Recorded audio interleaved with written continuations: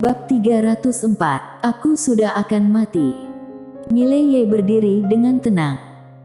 Dewa Agung Erlu, kamu akan membantu atau tidak? Tidak. Benar tidak akan membantu. Iya. Baik, kita akhiri saja hubungan kita sampai di sini. Iya. Karena tidak bisa menggerakkan Dewa Agung Erlu, Mileye tidak punya pilihan selain mengerahkan menara penjara alam. Tepat ketika dia akan menggerakkan menara penjara alam, Dewa Agung Erlu tiba-tiba berkata dengan marah, tidak boleh menggerakkannya. Mileye berkata dengan marah, jika aku tidak menggerakkannya, apakah aku akan menunggu untuk mati? Intinya kamu tidak boleh menggerakkannya. Aku sudah akan mati. Kamu mati pun juga tetap tidak boleh menggerakkannya. Aku tidak peduli. Tidak boleh. Mileye hendak berbicara, ketika pada saat ini, sebuah suara yang belum pernah Mileye dengar terdengar di dalam menara penjara alam, kamu biarkan saja dia menggerakkannya. Mendengar suara ini, Mileye tercengang, siapa ini? Ini di lantai berapa? Mileye tidak sempat berpikir panjang, karena tekanan dari para master sekitarnya sudah datang. Baru saja dia akan memindahkan menara penjara alam, tubuhnya tiba-tiba menegang dan ada warna biru samar di matanya. Kerasukan. Pada saat ini, Mileye merasa bahwa kendali atas tubuhnya tidak lagi berada di tangannya, tetapi dia dapat dengan jelas merasakan segalanya, termasuk Dewa Agung Erlu. Pada saat ini, Dewa Agung Erlu sangat marah. Benar-benar marah. Di lapangan, Mileye melihat sekeliling dengan dingin dan saat berikutnya, tangan kanannya tiba-tiba terentang, kemudian dengan lembut menekannya. Seluruh ruang hampa tiba-tiba bergetar hebat dan saat berikutnya, aura para master klan siluman menghilang tanpa jejak. Mileye melirik ke sekeliling dengan dingin dan pada saat ini, dari utara, sebuah tinju besar menebas langit yang bergerak langsung ke arahnya. Mileye membengkokkan 5 jari tangan kanannya menjadi cakar, kemudian meraihnya di udara. Tinju besar itu hancur berkeping-keping. Kemudian, Mileye tiba-tiba menghilang di tempat dan saat berikutnya, jeritan yang menusuk hati tiba-tiba terdengar di ujung langit yang jauh. Terlihat seekor monster besar perlahan jatuh dari langit dan Mileye benar-benar membuka mulutnya untuk makan. Di dalam tubuh, Mileye muntah beberapa kali, Dewa Agung Erlu, jangan memakannya lagi. Kamu menggunakan tubuhmu untuk memakannya. Sialan, aku merasa sangat jijik. Hentikan. Meskipun Dewa Agung Erlu yang sedang makan, tetapi ini adalah tubuhnya, jadi dia dapat dengan jelas merasakan perasaan itu. Dia ini sedang makan mentah-mentah. Dewa Agung Erlu bahkan tidak peduli dengan Mileye dan setelah beberapa saat, iblis besar alam sejati habis dimakan mentah-mentah. Dan pada saat ini, semua master klan siluman di sekitar tercengang. Mengapa Mileye ini bisa menjadi begitu kuat? Raja Bis di kota yang jauh juga melihat adegan ini dan dia memandang Mileye dengan tidak percaya, bagaimana mungkin? Pada saat ini, di kota Myriad Bis, jeritan terus terdengar. Mendengar ini, wajah Raja Bis sangat berubah dan dia meraung, Jerome Jian. Begitu suara itu jatuh, dia bergegas langsung menuju kota. Pada saat ini, Jerome Jian sedang membantai generasi muda klan siluman di kota dengan brutal. Tidak ada satupun yang terhindar. Di sisi lain, setelah Mileye memakan monster itu hidup-hidup, dia tidak berhenti, tetapi melihat sekeliling dengan dingin, monster tingkat rendah. Begitu suara itu jatuh, dia langsung bergerak ke arah kanan. Kecepatannya sangat cepat, seperti berteleportasi melintasi langit. Ketika dia datang ke salah satu monster besar, sebelum pihak lawan bisa bereaksi, dia langsung ditampar oleh cakarnya. Tepat ketika Mileye hendak bergerak lagi, menara penjara alam tiba-tiba bergetar hebat. Mileye berhenti. Setelah hening sejenak, mata Mileye perlahan tertutup dan Dewa Agung Erlu kembali ke menara. Ada apa? Mileye bertanya dengan cepat. Saat menara penjara alam bergetar barusan membuatnya sedikit bingung. Setelah hening sejenak, Dewa Agung Erlu tiba-tiba berkata dengan marah, "Dasar bodoh." Wajah Mileye menggelap, "Bisakah kamu berbicara dengan baik?" Dewa Agung Erlu berkata dengan marah, "Segelnya akan segera dibuka." Mileye tertegun, lalu dengan cepat bertanya, "Lantai berapa?" "Semua." Dewa Agung Erlu meraung, "Semua." Mileye membeku di udara. Menara penjara alam memiliki total 9 lantai dan sekarang hanya 3 lantai yang terbuka, artinya masih ada 6 lantai. Jika 6 lantai semuanya terbuka, orang-orang di sana akan keluar. Mileye tidak berani memikirkannya. Karena para tahanan di sini pada dasarnya tidak bermoral, termasuk Dewa Agung Erlu, juga bukan tokoh yang baik. Dulu masih ada wanita misterius yang menekannya, sekarang siapa yang akan menekannya? Mileye ragu-ragu sejenak, lalu berkata, "Bagaimana jika membuang menara itu?" Dewa Agung Erlu berkata dengan dingin, "Bisakah kamu membuangnya?" Mileye menemukan bahwa dia benar-benar tidak bisa membuangnya. Menara penjara alam hampir terintegrasi dengannya sekarang. "Tunggu," wanita itu kembali. Dewa Agung Erlu tiba-tiba berkata. Mileye berkata dengan sungguh-sungguh, "Tidak bisakah mencari aturan Tao?" "Tidak bisa." Dewa Agung Erlu berkata dengan suara dingin, "Kamu menggerakkan menara ini berulang kali. Pada dasarnya menara ini terluka parah dan sekarang lukanya menjadi semakin parah. Tingkat kepentingan aturan Tao menjadi sangat kecil. Jika dia tidak kembali dalam waktu setengah tahun, kamu cukup tunggu ajal menjemputmu.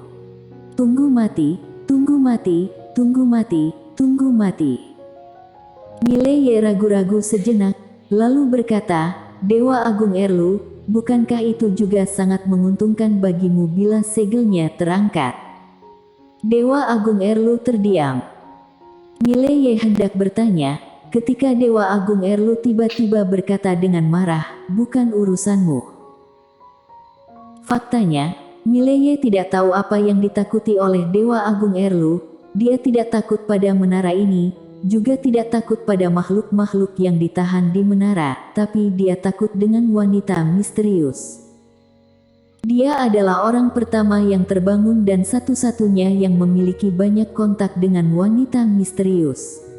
Dia tahu lebih baik dari Mileye betapa menakutkannya wanita misterius itu dan juga tahu lebih banyak tentang posisi Mileye di hati wanita misterius itu.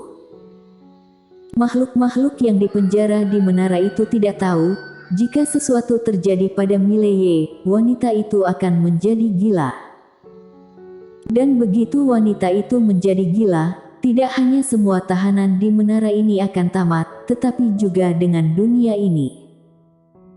Apalagi yang terpenting adalah dia berutang budi pada wanita misterius itu, itulah sebabnya dia masih membantu Mileye, meskipun tidak menyukainya.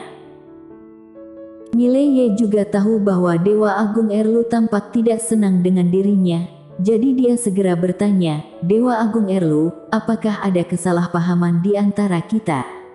Aku merasa aku orang yang cukup baik, tapi mengapa kamu tidak menyukai aku?" Dewa Agung Erlu berkata dengan dingin, "Kamu pikirkan sendiri." Wajah Mileye menggelap, "Apa yang harus aku pikirkan?" Mileye tidak lagi menghiraukan Dewa Agung Erlu. Pada saat ini, ada banyak monster klan siluman di sekelilingnya yang menatapnya.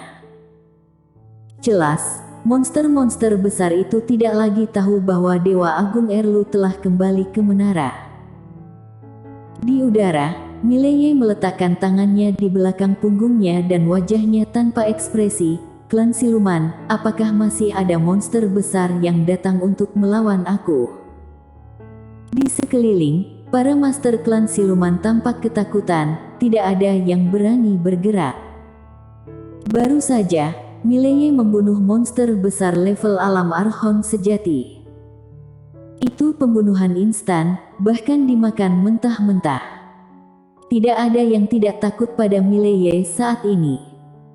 Di udara, Mileye tiba-tiba berteriak marah, "Kenapa? Apakah klan siluman sudah kosong?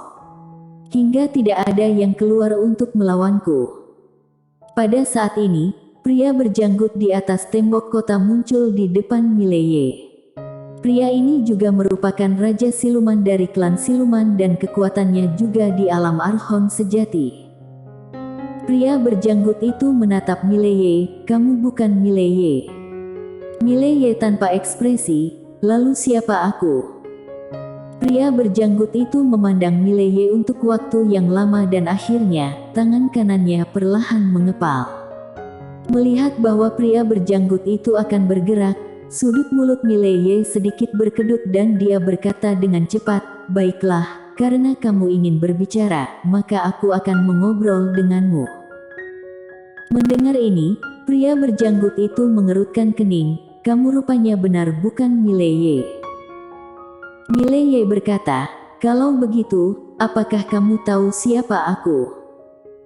Pria berjanggut itu melirik Mileye, "Siapa kamu?" Mileye tersenyum, seolah memikirkan sesuatu. Dia buru-buru bertanya dalam hatinya, "Dewa Agung Erlu, apa nama Anda?" Dewa Agung Erlu terdiam. Mileye menggelengkan kepalanya dan hendak menjawab dengan asal. Dewa Agung Erlu tiba-tiba berkata, "Ketua Alam Siluman Ilusi, Gina Huan." Alam Siluman Ilusi. Mileye tercengang, lalu dia menghadap pria berjanggut tidak jauh dari sana. "Aku adalah Ketua Alam Siluman Ilusi." Alam Siluman Ilusi. Pria berjanggut besar itu mengerutkan kening dalam-dalam, "Aku belum pernah mendengarnya." Berbicara tentang ini, wajahnya tiba-tiba berubah, "Kamu bukan dari dunia kincang." Mileye hendak berbicara, namun pada saat ini, raungan pedang tiba-tiba terdengar di kota Myriad Beast dan segera, tembok kota dihancurkan oleh sebuah tebasan pedang Tao dan hancur berkeping-keping. Pria berjanggut itu tiba-tiba menoleh dan dia mengepalkan tangannya dengan erat, tetapi dia tidak berani menembak. Level pertarungan itu bukanlah sesuatu yang bisa dia ikuti. Pada saat ini, cahaya pedang yang tak terhitung jumlahnya melintas di kota Myriad Beast dan tempat di mana cahaya pedang lewat, semuanya akan menjadi reruntuhan. Melihat adegan ini, kelopak mata Mileye berkedut. Apakah ini bisa disebut sebagai menghancurkan kota? Di kota, raungan tiba-tiba terdengar dan segera, kekuatan yang menghancurkan langit dan bumi tiba-tiba bangkit dari kota, menghantam Jerome Jian di langit. Di langit, Jerome Jian tanpa ekspresi dan tangan kirinya menunjuk ke bawah. Sebuah cahaya pedang menebas ke bawah dan kekuatan itu langsung hancur.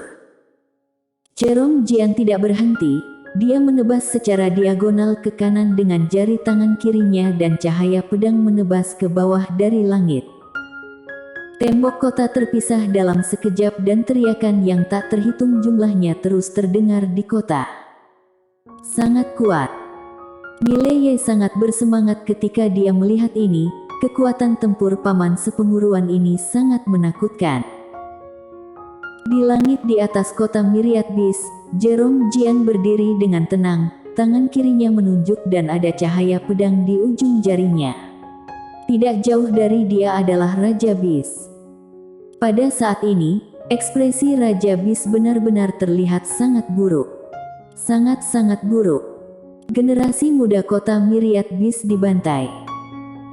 Jika master pada umumnya menyerang generasi muda, itu tidak dapat dihentikan sama sekali, apalagi yang ini bukan master biasa. Di dunia kincang, ada aturan tidak tertulis bahwa generasi tua tidak boleh mengincar generasi muda. Saat ini Raja Bis merasa sedikit menyesal karena mendengar perkataan Perkumpulan Pelindung Dunia dan menghancurkan Perci Sang. Namun, dia benar-benar tidak menyangka Jerome Jian akan datang. Dan Jerome Jian jelas tidak punya niatan untuk berhenti. Dia melirik Mileye tidak jauh dan melihat bahwa Mileye baik-baik saja. Dia pun berbalik untuk melihat Raja Bis yang berada tidak jauh. Hari ini, aku akan menghancurkan kota Myriad Bis. Ketika suara itu jatuh, dia akan menembak, tetapi pada saat ini, seorang pria paruh baya tiba-tiba muncul tidak jauh di depan Jerome Jian. Orang yang datang adalah Lord Man Lu dari Perkumpulan Pelindung Dunia. Bersambung.